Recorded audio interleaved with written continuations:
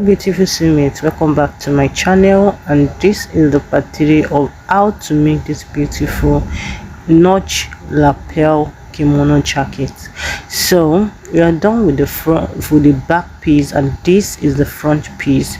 Now let me tell you this thing: when you are doing the front piece, at the upper part for the starting point, measure like 7 inches, and at the side part of the starting point, measure like 5 inches, not more than that. And that is what I did here. I drew a straight line to join all the parts, and on that 7 inches at the upper part is my starting point, and also the 5 inches at the side point is my starting point. And I measured all the measurement that I need. I put it there, the chest point, the just the way I did for the back piece: the chest point, the bust, the waist, the hip, and the hemline. So this is exactly what I am doing here. For the shoulder slants, I did 1 inch, and then the remaining I used it for my hammer. So for the front, you find the midpoint and then you come in by 0.5. For the back, I did not come in by 0.5, and that is the difference between the front and the back for this kimono. So after coming in by 0.5, I used my cuff and then I completed it. For the front, you're going to use 3 inches width and 3 inches depth, and that is the standard measurement for an adult. So after doing that, I use the cuff ruler to cuff it. So this is the basic body for the front.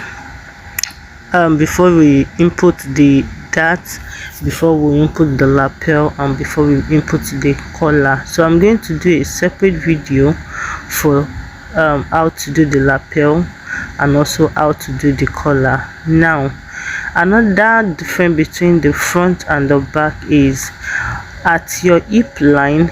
After measuring your dart width, at your hip point you come up by 1, and at your bust point you come down by 1.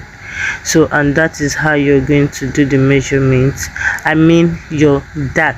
Do you understand?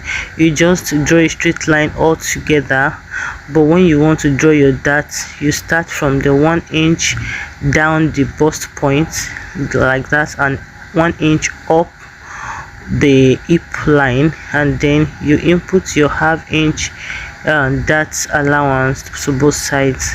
Can you see the way I did it here? It's very simple. So after that, I'm going to input my measurement and add my ease and seam allowance. So for the waist, you're going to, every of your measurements you're going to divide by 4, and that is exactly what I am doing here.